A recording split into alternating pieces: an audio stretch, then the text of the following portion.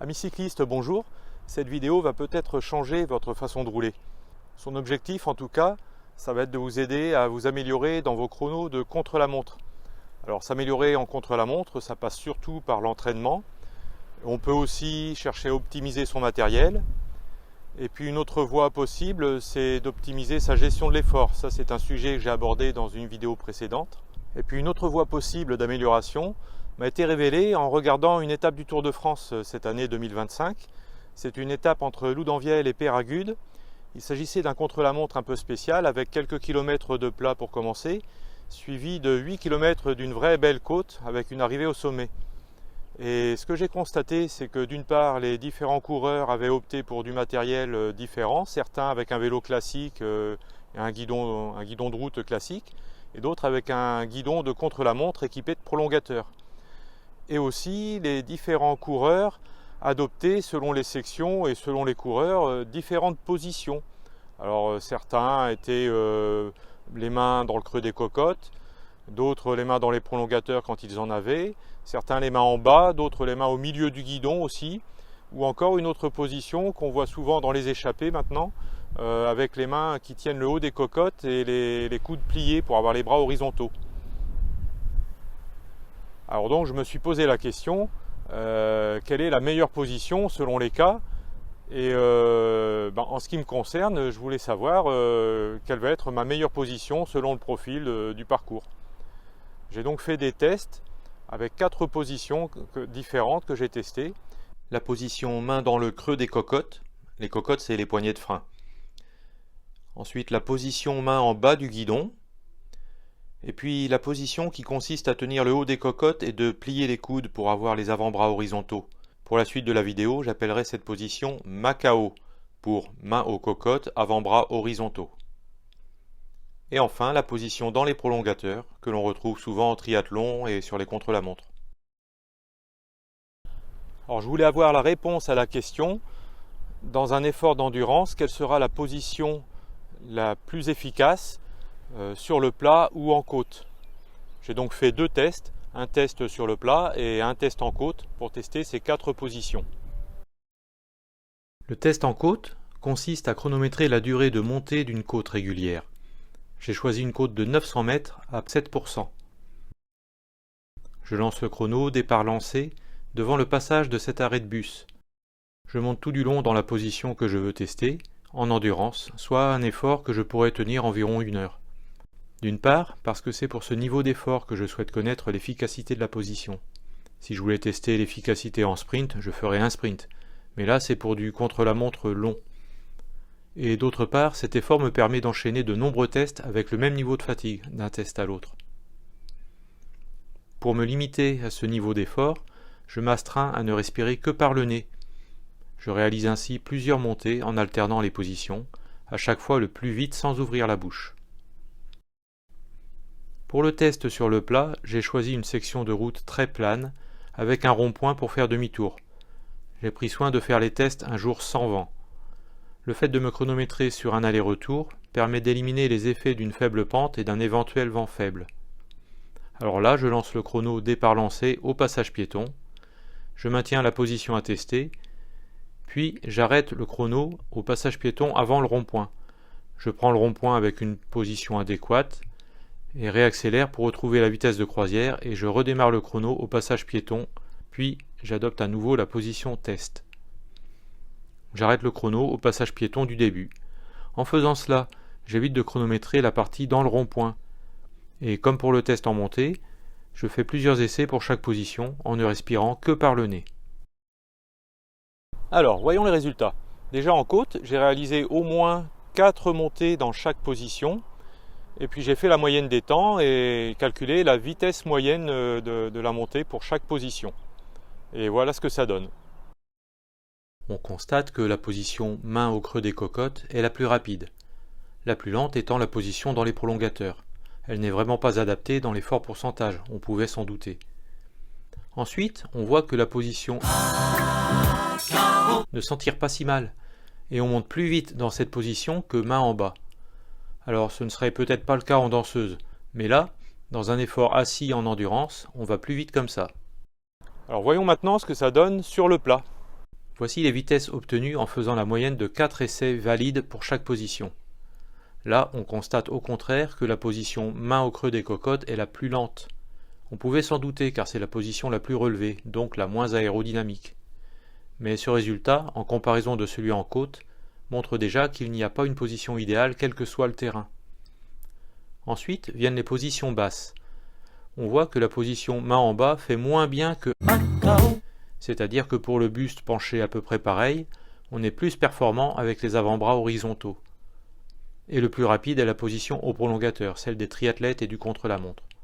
Le contraire aurait été étonnant. Alors certes, le prolongateur fait une énorme différence avec les mains aux cocottes ou en bas, ce dont je me doutais avec l'expérience. Mais la différence avec la position est assez faible. Cette position que les coureurs adoptent en échappée sur le plat est redoutablement efficace, et je ne l'avais jamais essayé. Ce diagramme en barre résume les deux tests, barre orange en côte et bleu sur le plat. La vitesse de référence est celle obtenue avec les mains au creux des cocottes. Les autres vitesses sont données en pourcentage de celle-ci. Cela permet de comprendre directement le gain de temps. Par exemple, on voit que sur le plat en bleu, je gagne environ 9% en roulant avec les prolongateurs plutôt que main aux cocottes. C'est énorme. Ça veut dire que je gagnerai 9% de temps, soit 5 minutes 24 sur 1 heure d'effort. Toujours sur le plat, si j'hésite entre la position en bas à 103% et la position à 107,5%, il faut comprendre que je peux gagner 4,5% de temps en choisissant. Ça représente presque 3 secondes gagnées par minute d'effort, ou 2 minutes 42 sur 1 heure. On peut résumer en disant que sur le plat, c'est la position sur les prolongateurs qui est la plus rapide.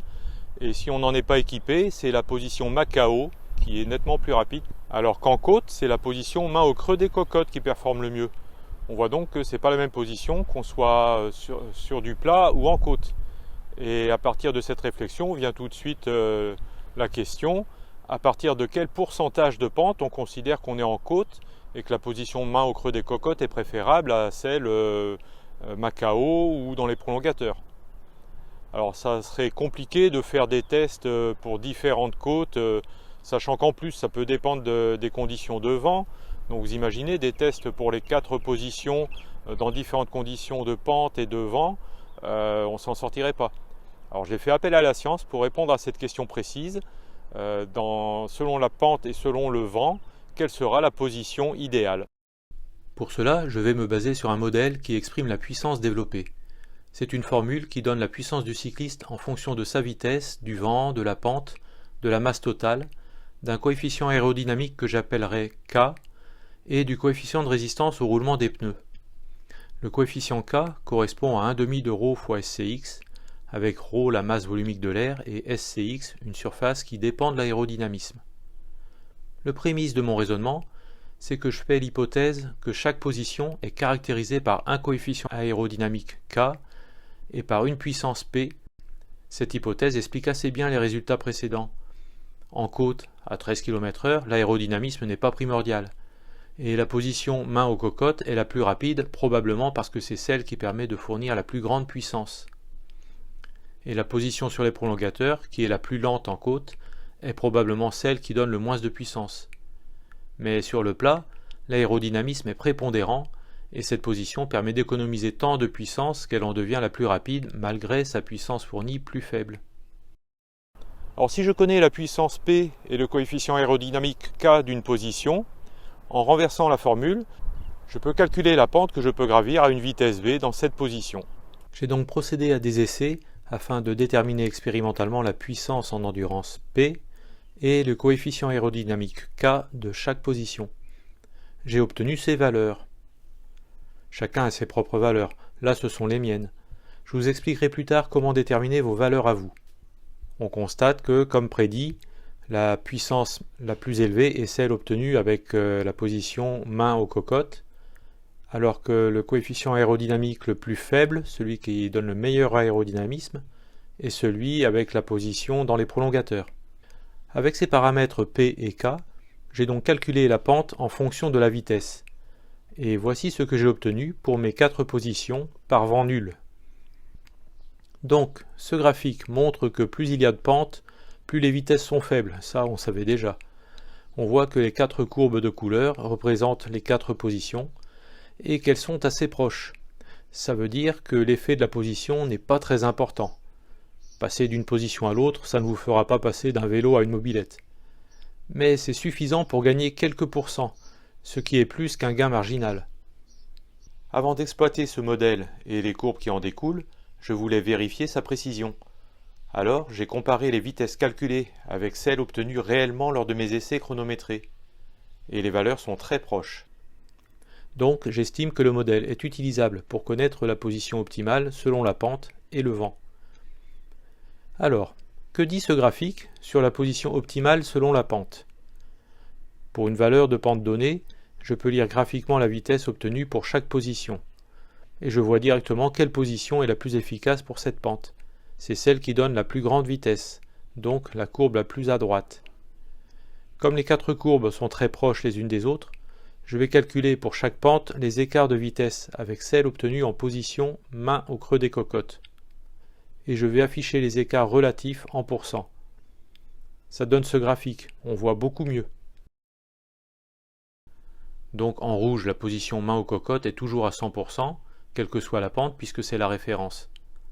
En vert, on voit que pour une pente de 8%, la position est à 99%, soit 1% plus lente que la position main aux cocottes. On voit que les deux positions sont équivalentes pour une pente d'environ 5,3%, et que pour une pente de 0,5%, la position est 6% plus rapide. Mais que pour cette pente-là, c'est la position sur les prolongateurs qui est la plus rapide, environ 7,5% plus rapide que la position au creux des cocottes. Ce que l'on constate assez bien avec ce graphique, c'est qu'il y a une position qui n'est optimale dans aucun cas, la position main en bas.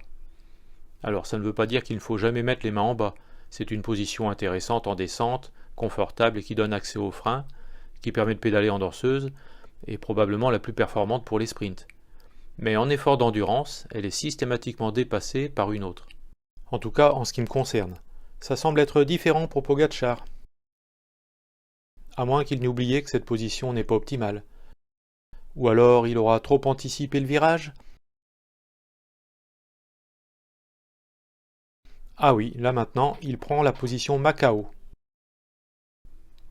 On constate aussi avec ce graphique que même si on est équipé de prolongateurs, il y a toute une plage de pentes de 2,4% à 5,3% pour lesquelles la position optimale est Macao. Et ce résultat n'est pas du fait d'un manque d'habitude des prolongateurs. Depuis des années, je les utilise et au contraire, c'est la position Macao qui m'est inhabituelle. En regardant ce graphique, je ne peux que m'étonner de l'utilisation des prolongateurs par Primož Roglič dans des pentes de plus de 8%. Moi, à sa place, je perdrais 3% de vitesse et donc 3% de temps dans cette position, selon mon graphique. Il est donc clair que ces résultats sont propres à chacun. Si la seule information qui m'intéresse est la position optimale, je peux simplifier le graphe comme ceci. On voit que par vent nul, la position optimale est main au creux des cocottes pour des pentes supérieures à 5,3%. Pour les pentes inférieures à 2,4%, c'est la position sur les prolongateurs qui est la plus rapide. Mais on découvre aussi que la position optimale entre 2,4% et 5,3% n'est ni main aux cocottes, ni sur les prolongateurs, mais une troisième, la position Macao. Alors ces résultats sont intéressants, ils sont propres à chacun, et donc je pense que ça serait bien que je vous explique comment vous pouvez vous-même déterminer votre puissance P et votre coefficient aérodynamique K pour chaque position. D'abord pour l'aérodynamisme, le coefficient K, je fais des essais en descente en roue libre. La pente donne une force motrice que va équilibrer la force résistante lorsque la vitesse limite sera atteinte. En effet, lorsqu'il n'y a plus d'accélération, c'est que les forces se compensent. Quand on atteint la vitesse limite, la force motrice égale la force résistante, et donc on en déduit ce coefficient K égale mg, facteur de pente moins CRR, divisé par la vitesse limite au carré.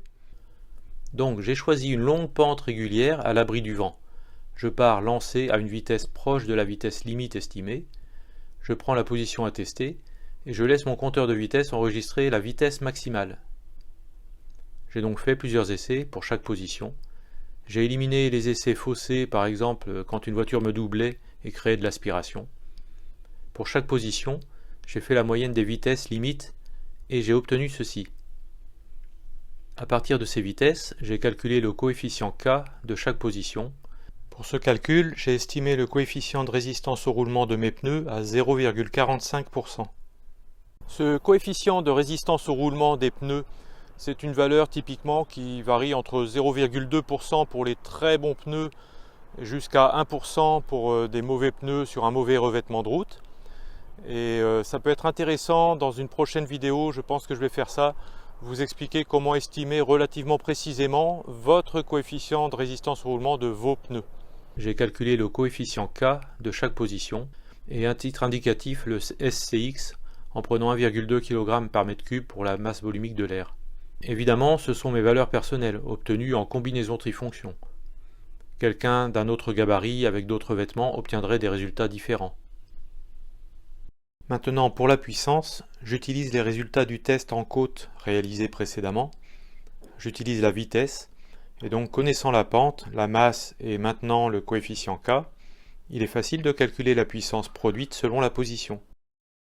Et ça donne ces résultats me concernant pour un effort de type endurance, ou ce que certains appellent la zone 2. Alors avec ces paramètres P et K, j'ai donc fait calculer dans un programme en Python les vitesses de chaque position pour une pente et un vent donné. Et le programme sélectionne la position donnant la plus grande vitesse. Puis il affiche la couleur correspondant à cette position optimale. On obtient un graphique avec des points de couleur aux coordonnées vent et pente. Plus il y a de vent de face, plus on est à droite, et plus il y a de pente, plus c'est en haut. La couleur du point représente la position optimale pour ces coordonnées. Rouge pour main au creux des cocottes, jaune pour main en bas, vert pour la position et bleu sur les prolongateurs. Il n'y a pas de jaune parce que la position main en bas n'est jamais la plus optimale. C'est comme si le graphique précédent, pour un vent nul, était la ligne verticale des points pour vent égale 0. Et à côté, il y a d'autres lignes correspondant à d'autres vitesses de vent. Comme on pouvait s'en douter, on voit sur ce graphique que plus il y a de vent de face, plus la position aérodynamique est préférable. C'est-à-dire que les pentes pour lesquelles la position aéro est optimale sont de plus en plus fortes à mesure que le vent de face augmente. Concrètement, dans une pente de 8%, il est préférable de rouler main aux cocottes par vent nul, mais pas avec un vent de face de 20 km/h. Maintenant, on peut se demander quelle est la stratégie si on n'a pas de prolongateur. Eh bien, c'est tout simple. On garde la position Macao, là où on aurait été sur les prolongateurs. Donc la zone Macao couvre toute la partie qui n'est pas rouge.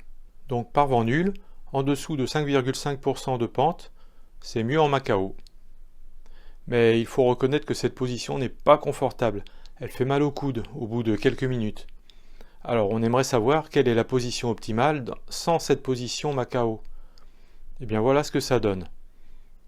On voit que même sans la position Macao, la position main en bas n'est encore jamais optimale. C'est soit main aux cocottes, soit dans les prolongateurs.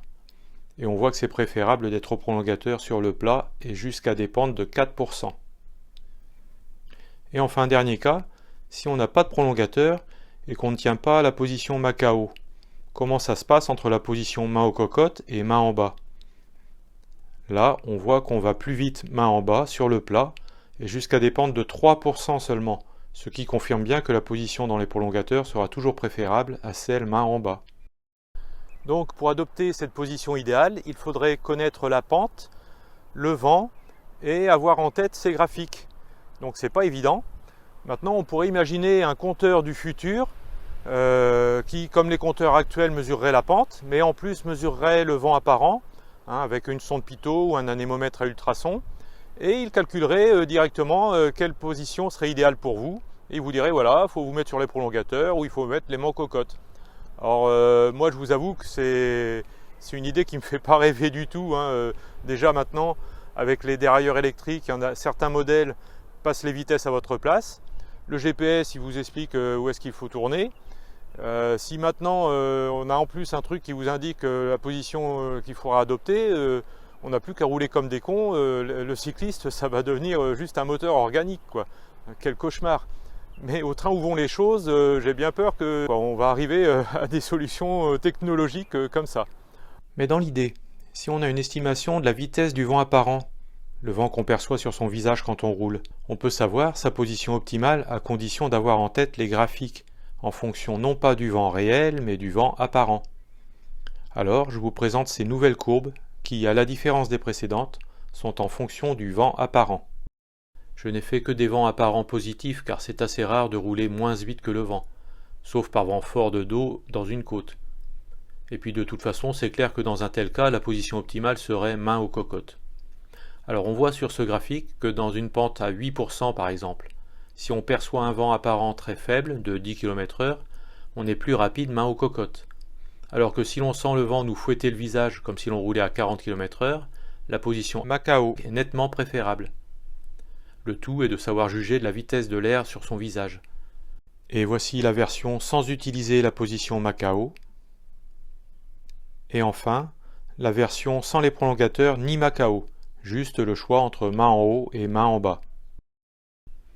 Alors maintenant que nous avons vu comment déterminer expérimentalement les paramètres K et P d'une position, grâce aux essais en descente et en côte, il peut vous sembler intéressant de savoir comment obtenir un tel graphique. Pour cela, le plus simple est de déterminer la fonction pente en fonction du vent, qui fait frontière entre deux positions concurrentes.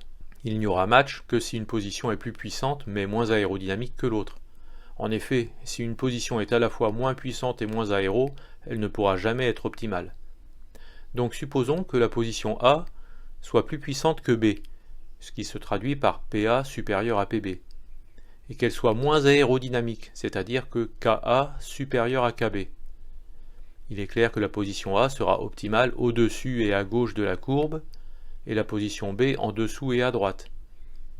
On va chercher à déterminer, en fonction du vent, la pente pour laquelle les deux positions sont équivalentes. Donc j'exprime mes deux équations de puissance, en sachant qu'on est dans les mêmes conditions, donc c'est la même pente et le même vent apparent. Et puisque les deux positions sont équivalentes, on a la même vitesse V. Alors j'élimine cette vitesse V en faisant PA sur PB, et puis j'en déduis la pente en fonction donc du vent apparent. Et ça me donne cette formule qu'on a en bas. Et donc grâce à cette formule, si vous avez comme moi déterminé les puissances et les coefficients K de différentes positions, et ben vous pouvez rentrer ça dans un tableur et faire le calcul. Vous faites une colonne de vent apparent de 0 jusqu'à 55 km/h par exemple, et vous rentrez dans une colonne qui fait match par exemple entre cocotte et main en bas. Ça vous donne la courbe qui est la limite entre ces deux positions. Et vous n'avez plus qu'à faire le graphique ensuite. Et donc moi pour les différents matchs que j'ai pu faire avec les positions, ça me donne ces différentes courbes. Voilà, à vous de jouer. Et vous saurez dans quel cas utiliser telle ou telle position. Celle aux paramètres P et K les plus grands sera au-dessus de cette courbe et l'autre en dessous. Alors c'est vrai, je vous entends dire, oula c'est compliqué, il faut juger la pente, juger le vent pour trouver la position. Je vais jamais m'en sortir. Et je suis d'accord avec vous. C'est pour ça que je vous propose une solution plus simple finalement. C'est de faire comme si on avait un vent nul et de retenir juste une valeur, c'est-à-dire la pente pour laquelle on va basculer d'une position à l'autre. Sachant que si la pente est plus élevée que cette valeur-là, on choisit la position la moins aérodynamique. Et pour les pentes plus faibles, on choisit la position la plus aérodynamique. Donc cette pente qui serait la pente d'égale efficacité entre les deux positions A et B, je vais vous montrer comment la calculer avec les paramètres puissance et coefficient aérodynamique des deux positions. Avec un vent nul, le vent apparent devient la vitesse du vélo, V. Donc les puissances s'écrivent ainsi. J'élimine l'inconnu pente en faisant PA moins PB, ce qui me permet de trouver dans un premier temps la vitesse V, c'est la vitesse d'égale efficacité. Et justement, ça peut être l'autre critère de décision. Si vous avez un compteur, regardez votre vitesse. Si elle est plus grande que la vitesse d'égale efficacité, vous devez adopter la position la plus aérodynamique. Alors que si votre vitesse est moins élevée, vous irez plus vite avec la position la moins aéro, mais la plus puissante. Voici dans un tableur les vitesses d'égale efficacité, par vent nul, pour les différents matchs de position. Donc, en reprenant mes calculs, j'aboutis à une expression un peu compliquée qui donne la pente d'égale efficacité, toujours par vent nul. Cette expression est plus simple si on utilise la vitesse d'égale efficacité calculée précédemment. Le résultat est cette formule. Vous pouvez faire le calcul sur une calculatrice ou dans un tableur sur ordinateur. Vous obtenez une valeur de pente limite.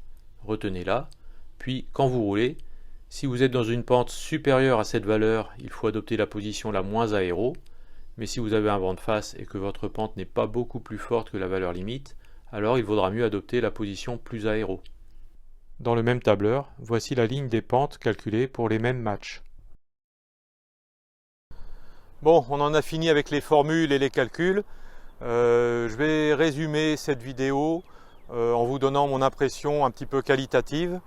Alors déjà, j'ai été surpris par le résultat de cette position Macao, que j'ai appelée Macao, qui est une position nouvelle pour moi. Surpris parce que je ne m'attendais pas à ce qu'elle soit performante avec des pentes aussi élevées. Je pensais que c'était vraiment pour des faux plats, hein, en l'absence de prolongateur, disons. Finalement, je me rends compte que pour résumer, pour mon cas, elle va être performante pour des pentes jusqu'à des pentes assez élevées pour que je puisse envisager de les pratiquer en danseuse. Et donc après, je ne suis pas obligé de me mettre en danseuse, mais à partir de ce niveau de pente-là, je me mettrai plutôt main au creux des cocottes, ça serait plus performant. Les seuls défauts de cette position, c'est qu'elle ne permet pas d'actionner les freins directement. Et surtout, elle est très inconfortable. Au bout de quelques minutes, moi j'ai mal au coude. J'ai dit au coude. Et donc peut-être que à force d'entraînement, on peut durer plus longtemps dans cette position, on peut la tenir plus longtemps. Voilà, à voir. Moi, ce qui m'intéresse maintenant, ça serait d'avoir vos retours en commentaire, savoir ce que vous utilisez comme position et avec quel résultat. Donc n'hésitez pas à me faire part de votre expérience. Ça intéressera tout le monde de lire ces commentaires-là. Voilà, si vous avez aimé la vidéo, n'hésitez pas à liker et à vous abonner. Et je vous dis à bientôt.